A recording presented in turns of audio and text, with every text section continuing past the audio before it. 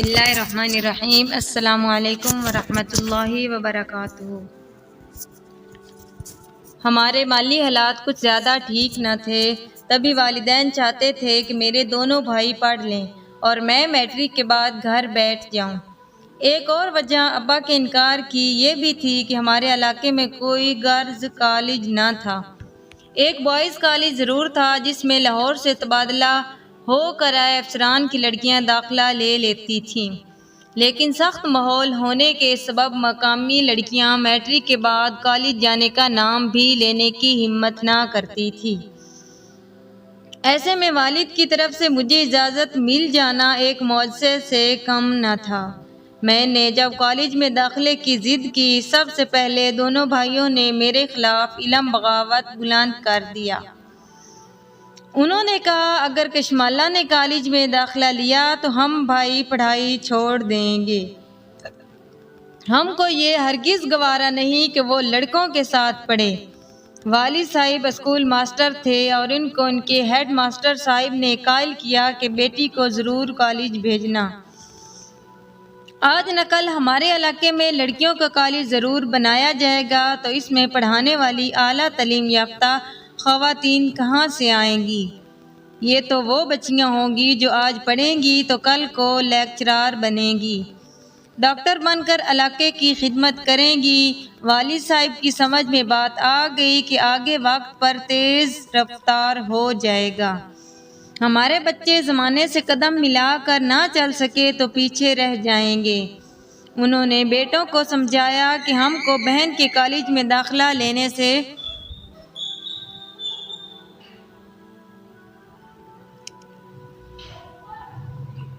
ایسی ہی غیرت آ رہی ہے تو بے شک کالج چھوڑ دو، لیکن میری کشمالہ ذہین ہے اور پڑھ لکھ کر دیکھ لینا ہمارے خاندان کا نام روشن کرے گی۔ بھائیوں نے دیکھا کہ ابا کسی اور نہج سے سوچنے لگے ہیں، انہوں نے بوریا بستر باندھا اور نزدیکی شہر پڑھنے چلے گئے، کیونکہ وہاں ہمارے نانا ماموں اور خلاؤں کے گھر تھے، لہٰذا شہر ملتان بھی اجنبی نہ تھا، ہمارے علاقے سے صرف 60-70 میل دور تھا۔ والد صاحب نے انہیں جانے دیا، لیکن مجھے کالج میں داخلہ لینے کی اجازت دے دی۔ میں جانتی تھی کہ یہ سب کلثوم جو ہیڈ ماسٹر صاحب کی بیٹی تھی اور میرے ساتھ پڑھتی تھی، وہی تو ایک سب سے قریبی اور پیاری دوست تھی، اور ہم اپنا ہر دکھ سکھ ایک دوسرے سے بلا جھجک کہہ دیا کرتے تھے۔ جب والد صاحب کی طرف سے انکار ہوا اور میں مایوس ہو گئی تو میں نے کلثوم سے کہا کہ اب میں آگے نہ پڑھ سکوں گی، ابا نے منع کر دیا ہے، اور دونوں بھائی تو دھمکی دے رہے ہیں کہ اگر میں نے داخلہ لیا تو وہ گھر چھوڑ کر چلے جائیں گے۔ انہیں کسی طور یہ گوارا نہیں کہ ہم اور وہ ایک کالج میں ہوں۔ تم ضرور کالج میں داخلہ لو گی، اگر تم نے داخلہ نہ لیا میں بھی نہ جاؤں گی۔ آج ہی بابا سے کہتی ہوں، وہ تمہارے ابا سے بات کریں گے۔ کلثوم نے صحیح کہا تھا، اس نے میرا کیس لڑا، اپنے والد کو وکیل بنایا، یوں ہماری جیت ہو گئی، کیونکہ ہیڈ ماسٹر صاحب والد کے محسن تھے، انہی کی کوششوں سے میرے باپ کو نوکری ملی تھی، اور دونوں بچپن کے ساتھی تھے۔ ہیڈ ماسٹر کی بات وہ کبھی نہیں ٹال سکتے تھے۔ میں بہت خوش تھی، پہلے روز سے ہی میں اور کلثوم اکٹھے کالج جانے لگے۔ کالج گھر سے کچھ فاصلے پر تھا، لیکن ہم پیدل ہی جاتے تھے۔ یہ ہمارا کالج کا چوتھا دن جب ایک نوجوان کو اپنے پیچھے آتے دیکھا۔ اف میرے خدا، سوچا کہ یہ اچانک کیا مصیبت نازل ہو گئی، اتنی مشکل سے تو اجازت ملی تھی، شاید اسی لیے ابا منع کر رہے تھے، بھائی مخالفت کرتے تھے، انہیں معلوم تھا اس علاقے میں کالج جانے والی لڑکیاں اور ایسے لڑکوں کے لیے عجوبہ ہوتی ہیں کہ جن لڑکوں کو کوئی اور کام نہیں ہوتا وہ طالبات کا تعاقب کرنے لگتے ہیں۔ اس میں لڑکیوں کا کیا قصور، لیکن سزا تو انہی کو ملتی ہے اور ان کو گھر بٹھا دیا جاتا ہے۔ شاید شہری لڑکیوں کو ایسے مسائل درپیش نہ ہوں، لیکن ہم دیہات کی باسی لڑکیاں تو پرانی روایات کے ہاتھوں بس مر مر کر جیتی ہیں۔ ہمارا علاقہ تو ایک بستی جیسا تھا، سبھی ایک دوسرے کو جانتے تھے۔ نہ جانے یہ کون شخص تھا جو ہمارا پیچھا کر رہا تھا۔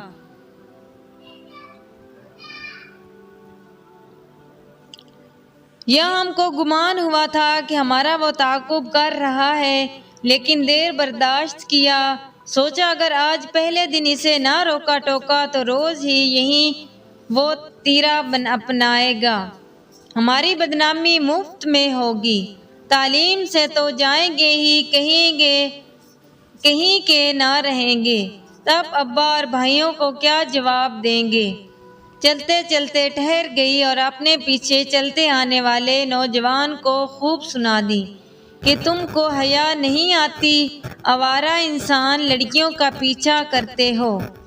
اس نے خاموشی سے ہماری لین تین سن لی اور بغیر کچھ کہے چلا گیا اور پھر کبھی نظر نہ آیا۔ میں نے بھی شکر کیا کہ جان چھوٹی۔ کچھ دنوں بعد اچانک ایک روز یہ خیال آیا کہ ہو سکتا ہے وہ ویسے ہی اپنی راہ آ رہا ہو اور ہمارا پیچھا کرنے کی غرض سے نہ ہو۔ کچھ اپنے آپ میں مگن بھی ہوتے ہیں۔ ہمیں گمان ہو گیا کہ تعاقب کر رہا ہے۔ اگر شریف آدمی نہ ہوتا تو تنگ کرنے کو دوبارہ آتا، تب کیا کر لیتے، مگر وہ کبھی دوبارہ کالج کے راستے میں ہم کو نظر نہ آیا۔ کلثوم سے کہا کہ اس دن جانے مجھے کیا ہوا جو اس شریف آدمی پر برس پڑی۔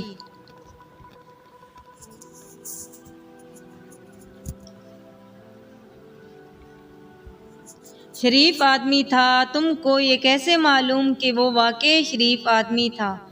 ہاں بھائی، اگر شریف نہ ہوتا اور ہم کو تنگ کرنا ہی مقصود ہوتا تو شاید ہمارا کالج جانا بھی دو بھر ہو جاتا۔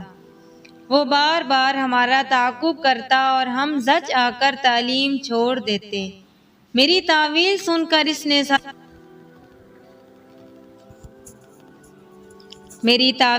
کر اس نے سر پکڑ لیا۔ کہنے لگی، افسانوں کہانیوں میں ایسی باتیں پڑھتے تھے کہ پہلے ہیروئن ہیرو سے ٹکرائی، لڑکی نے اس معصوم کو ڈانٹ ڈپٹ سے نوازا، بعد میں اس کے تصورات میں کھو کر آہیں بھرتی۔ ارے بابا، ایک بار تمہارے ساتھ بھی کچھ ایسا واقعہ ہو گیا تو بھول جاؤ، اسے ذہن سے محو کر دو۔ پیچھے آیا تو آیا، چلا گیا تو چلا گیا، اب دھڑکا کس بات کا؟ اس روز پہلی بار اپنی یہ بچپن کی سہیلی مجھے بہت بری لگی۔ کس قدر نامعقول ہے، میں نے سوچا، ہر بات کو مذاق سمجھ لیتی ہے۔ خیر، وقت گزرتا گیا، ہم نے بخیر و عافیت FA پاس کر لیا اور اب تھرڈ ایئر میں آ گئے۔ ایک روز میں اور کلثوم کچھ کتابیں خریدنے گئے۔ بک شاپ قریب ہی تھی۔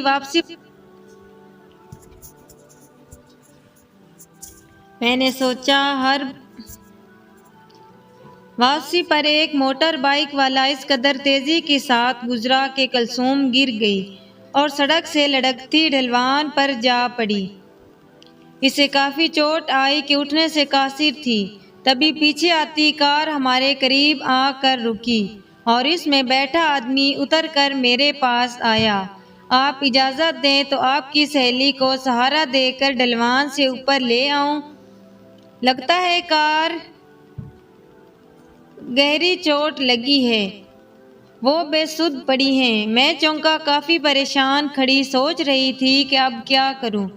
ڈھلان کے نشیب میں پھسلن تھا، خود اتر کر اس کی مدد کرنے سے قاصر تھی۔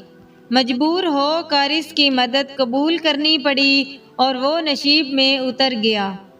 بڑی دقت سے کلثوم کو سہارا دے کر اوپر سڑک تک لایا۔ کلثوم کی بری حالت تھی، شاید پاؤں میں موچ آ گئی تھی، ایک قدم نہیں چل سکتی تھی، درد سے کراہ رہی تھی۔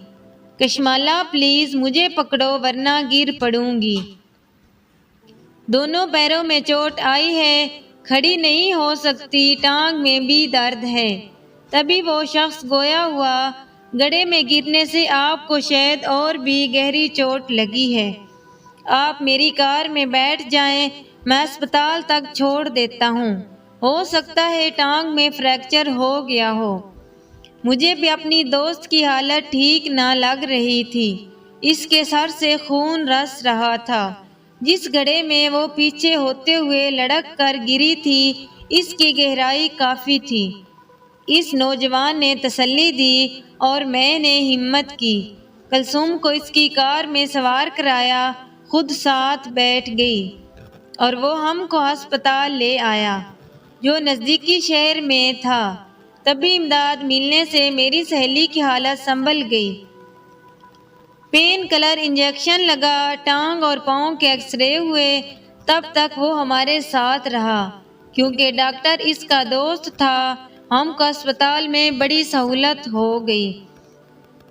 ہسپتال سے بوائز اسکول میں نے چچا فیض کو فون کر کے صورتحال بتائی۔ وہ بولے، بیٹی ابھی آتا ہوں۔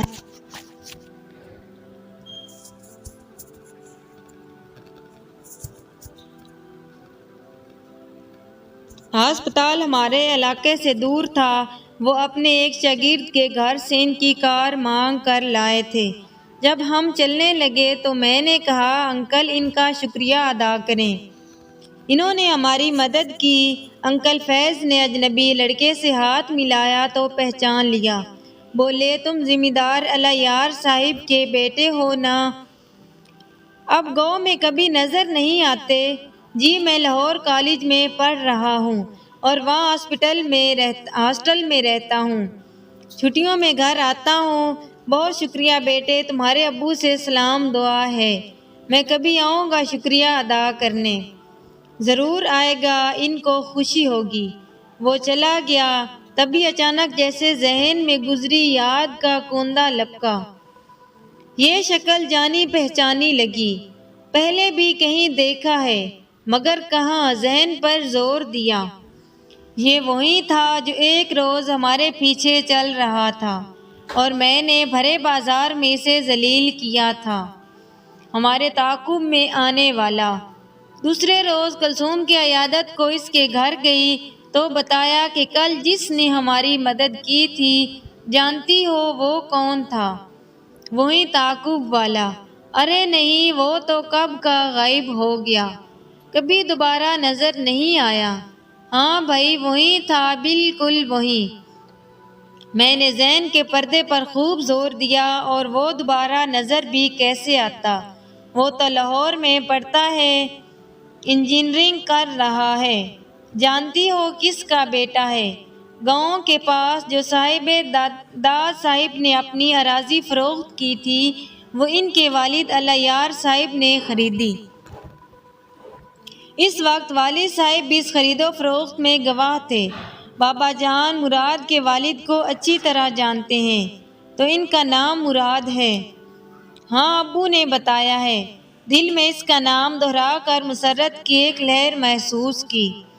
کشماللہ کتنا خوبصورت ہے وہ!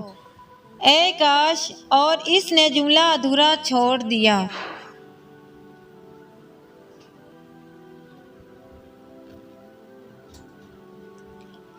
میں نے اس کی بات سنی انسنی کر دی۔ یہ موضوع مزید چھیڑنا نہ چاہتی تھی۔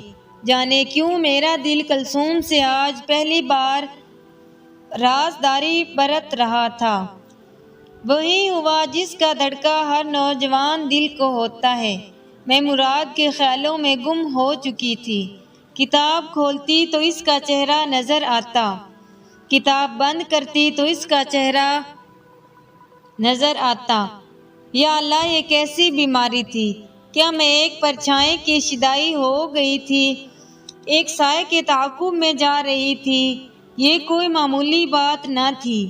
دن رات کسی کے خیالوں میں کھوئے رہنا، انسان پھر تو دنیا کے کسی کام کو کرنے کے لائق نہیں رہتا، بیکار ہو جاتا ہے۔ اب تو امتحان کی تیاری ایک مشکل عمل ہو گیا۔ کتاب پر لکھے حروف کو گھورتی رہتی اور گھنٹوں مفہوم ہی سمجھ میں نہ آتا۔ گزشتہ کا پڑھا بھی بھول جاتی تھی۔ خدا جانے یہ کیسی بیماری لاحق ہو گئی تھی کہ جس کے لیے کوئی طبیب ملتا تھا اور نہ علاج تھا۔ کوئی اس مرض کا سالانہ پیپرز ہو گئے، رزلٹ نکلا، کلثوم پاس اور میں فیل ہو گئی۔ ابا نے بہت ڈانٹا اور میرا کالج جانا بند کرا دیا۔ بھائیوں نے شور مچایا کہ خواہ مخواہ پڑھانے سے فائدہ، جب محترمہ کا دل ہی پڑھائی میں نہیں لگتا۔ میرا کس قدر نقصان ہوا بتا نہیں سکتی، لیکن مجھے اس خسارے کا بھی احساس نہ تھا کہ کسی اور دنیا میں رہنے بسنے لگی تھی، اور وہ تھی مراد کے ساتھ تصورات کی دنیا۔ ایک دن کلثوم آئی، بہت افسردہ تھی۔ کہنے لگی ابو میری شادی کر رہے ہیں۔ دیکھو تو کشمالہ ان کو کیا ہو گیا ہے، وہ جو زمانے بھر کو سمجھاتے ہیں کہ اپنی لڑکیوں کو پڑھاؤ، گریجویشن بھی مکمل نہیں کرنے دے رہے اور شادی کی تاریخ رکھ دی ہے۔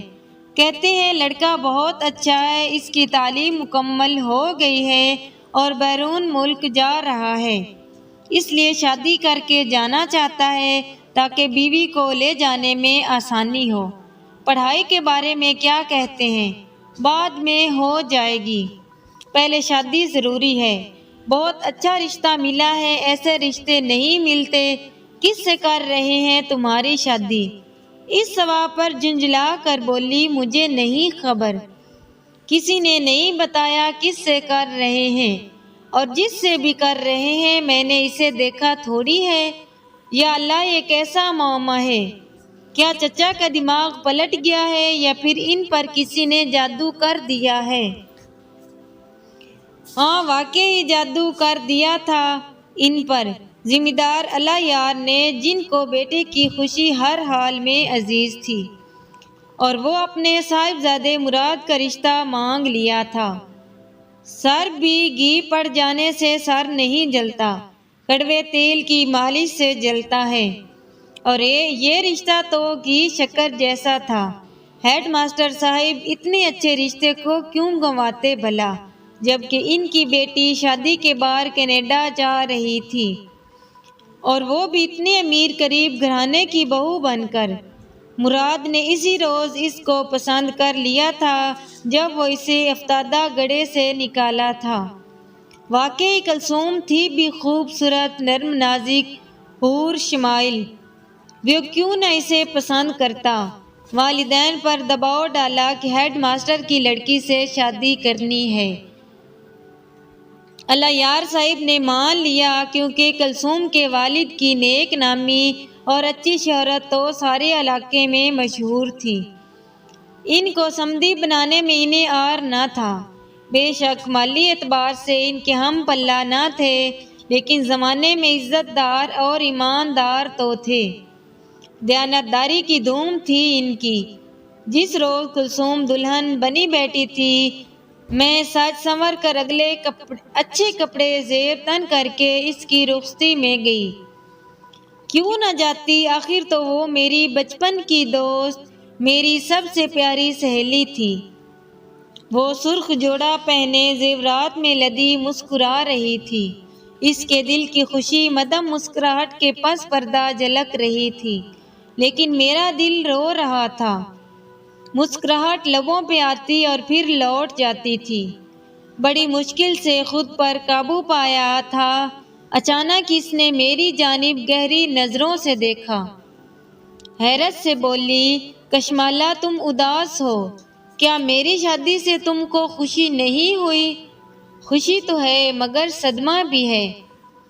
کیوں نہ ہو جاؤں میں اداس، تیری جدائی کا دکھ بھی تو سہنا ہے۔ جانتی ہو تمہارے سوا میری کوئی ساتھی، کوئی اور دوست، کوئی سہیلی نہیں۔